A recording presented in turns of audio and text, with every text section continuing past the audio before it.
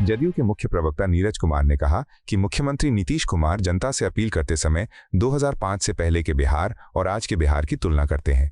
उनके अनुसार शिक्षा, स्वास्थ्य और अन्य क्षेत्रों में उल्लेखनीय प्रगति दर्ज की गई है।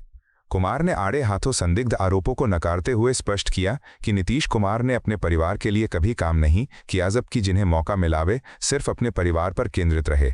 मुख्यमंत्री का संदेश है कि नीतीश के बिहार में हर नागरिक ही उनका परिवार है, चाहे वो किसी भी धर्म या जाति का हो।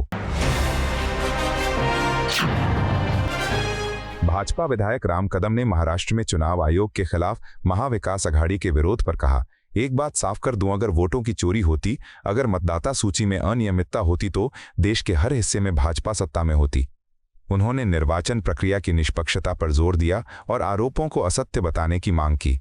कदम ने आरोप प्रत्यारोप के बीच शांत और सुरक्षित मतदान की जरूरत पर बल दिया और कहा कि निष्पक्ष चुनाव भविष्य के लिए अहम है।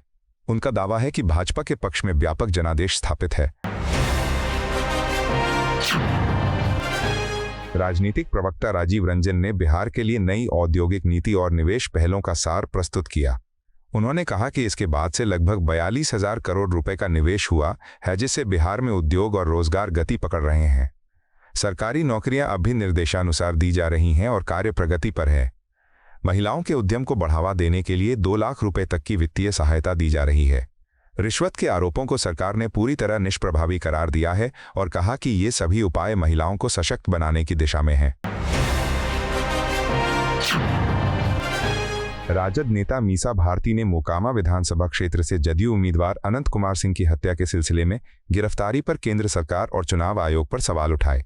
उन्होंने कहा कि बिहार सरकार ने कार्रवाई नहीं की और चुनाव आयोग को शर्म आनी चाहिए थी, जो रात के अंधेरे में एक अपराधी की गिरफ्तारी से बचाने का प्रयास कर रहा था। जनता के सामने गिरफ्तारी पर अनंत सिंह को जो शर्मिंदगी होनी चाहिए थी वह नहीं दिखी, जबकि आम आदमी की गिरफ्तारी पर हथकड़ी और घसीटा जाना दुर्भाग्यपूर्ण है। भारती ने विपक्षी नेता के रूप में उच्च निष्पक्षता की मांग की।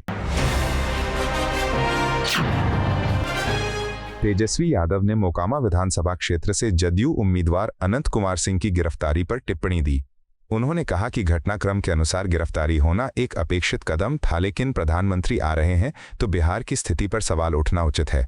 यादव ने बिहार में महाजंगल राज का संकेत दिया और रोहतास आरा में पिता पुत्र हत्या जैसे घटनाओं का हवाला देकर कहा कि गोलीबारी का सिलसिला जारी है।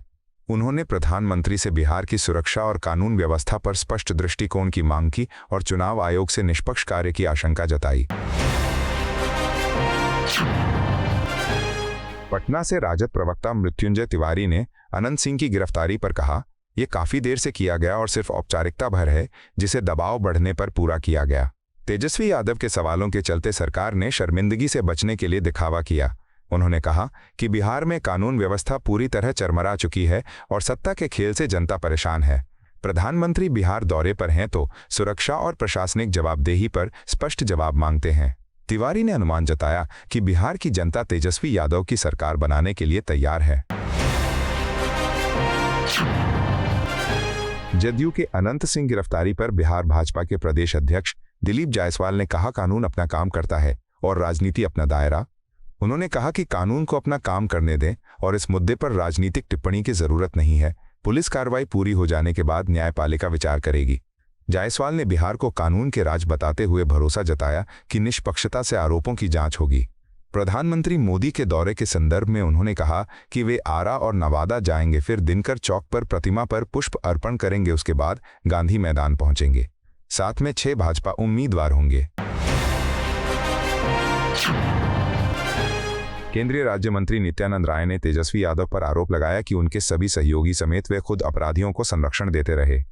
उन्होंने कहा कि 1990 से 2005 के जंगल राज के दौर में जब उनके पिता माता सत्ता में थे, अपराधी मुख्य सड़कों पर पनाह पाते थे। राय ने आरोप लगाया कि नरसंहार, हत्या, बलात्कार, जातीय हिंसा और डकैती में शामिल लोग राजद मंत्रियों के घरों में शरण लेते थे और ये स्थिति लगातार बनी रही। उन्होंने तेजस्वी यादव से इन आरोपों पर स्पष्ट औचित्य और जवाब मांगा। जदयू उम्मीदवार अनंत कुमार सिंह की गिरफ्तारी पर केंद्रीय मंत्री चिराग पासवान ने कहा कि अगर हमारी सरकार अपराधियों को संरक्षण दे रही होती तो ये कार्रवाई कल रात नहीं होती। उन्होंने स्पष्ट किया कि इस मामले में सरकार पूरी तरह स्पष्ट है। मुख्यमंत्री नीतीश कुमार के सिद्धांत दोहराते हुए पासवान ने कहा कि हम न तो किसी को बचाते हैं और न ही किसी को फंसाते हैं। सार्वजनिक सुरक्षा पर जोर देते हुए उन्होंने कहा कि कानून अपने रास्ते चलेगा और आरोपी को न्याय के कठोर चरणों का सामना करना होगा।